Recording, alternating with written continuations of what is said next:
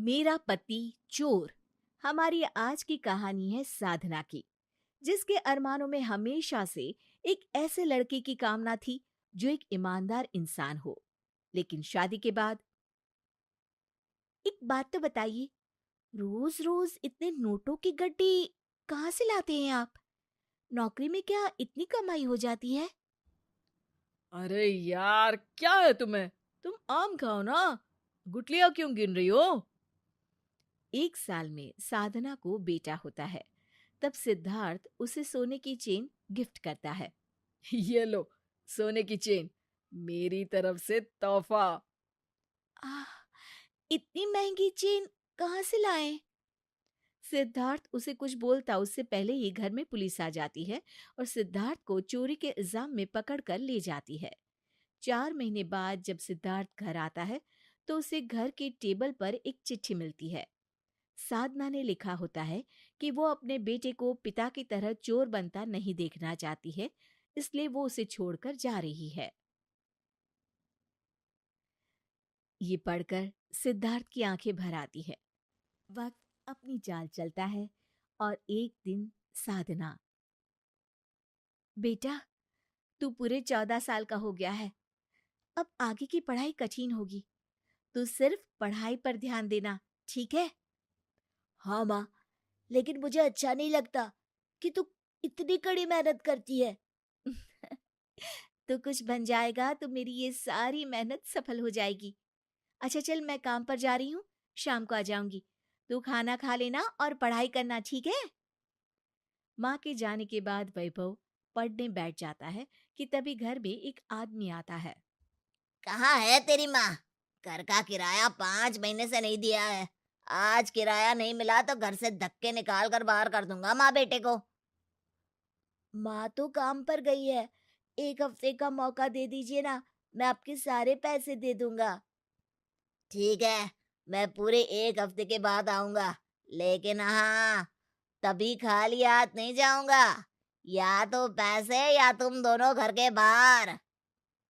वैभव सोच में पड़ जाता है कि वो क्या करे, कहाँ से पैसे लाए, लेकिन कुछ समझ नहीं आता। शाम को साधना घर वापस आती है। वैभव, तेरी ट्यूशन और स्कूल दोनों की फीस भर दी है। हाँ माँ, वो तो मुझे पता है।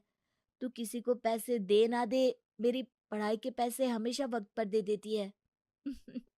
चल सो जा, कल जल्दी उठकर मुझे काम पर जाना है और तुझे स्कूल। वैभव स्कूल तो चला जाता है, लेकिन वापसी के वक्त उसकी निगाह एक फैक्ट्री के सामने लगे इश्तिहार पर पड़ती है, जिसमें लिखा होता है कि काम के लिए हेल्पर की जरूरत है। अब मुझे अंदर जाना है, मैं काम के लिए आया हूँ। फैक्ट्री का दरबान कहता है।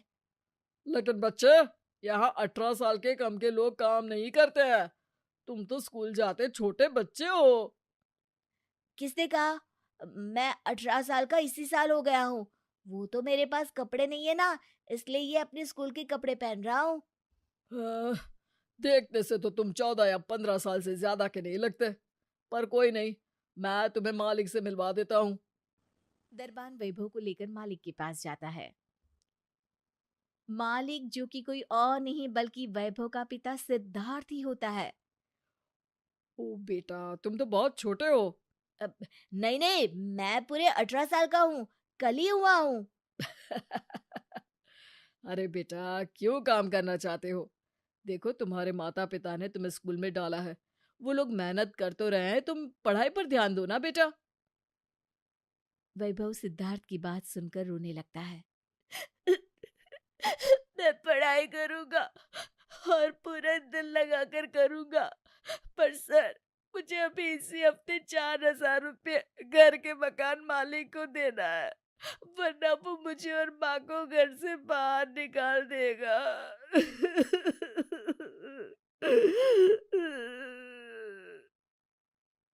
ओह, तो ये बात है। लेकिन बेटा, मैं तुम्हें काम नहीं दे सकता, तुम छोटे हो। और वो शाम को माँ के आने के वक्त सिद्धार्थ को घर ले आता है। माँ, आपसे मिलने ये अंकल आए हैं। लेकिन जैसे ही साधना और सिद्धार्थ एक दूसरे को देखते हैं, दंग रह जाते हैं। साधना, मैंने कहाँ कहाँ नहीं ढूंढा तुम्हें। कहाँ चली गई थी तुम? आप यहाँ कैसे? आपको कैसे पता चला कि मैं यहाँ हूँ? क्या आप लोग एक दूसरे को जानते हैं? माँ, ये अंकल कौन है? सिद्धार्थ वैभव की तरफ देखता है और उसकी आंखों में आंसू आ जाते हैं। वो वैभव को गले लगा लेता है कि साधना कहती है, रुक जाइए, मैं एक चोर उचक्के को अपने बेटे को छूने की इजाजत नहीं देती।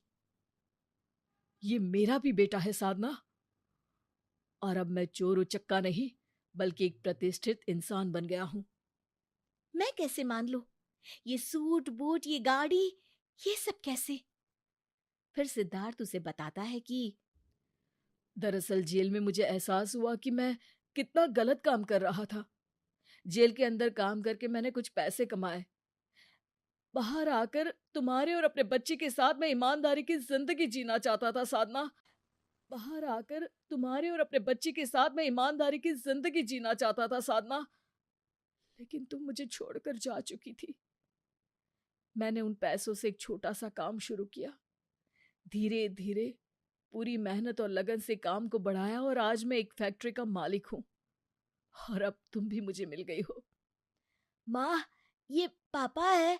मैं इनके पास काम मांगने गया था ताकि मैं घर का किराया भर सकूं, लेकिन इन्होंने काम ये बोलकर नहीं दिया कि मैं छोटा हूँ।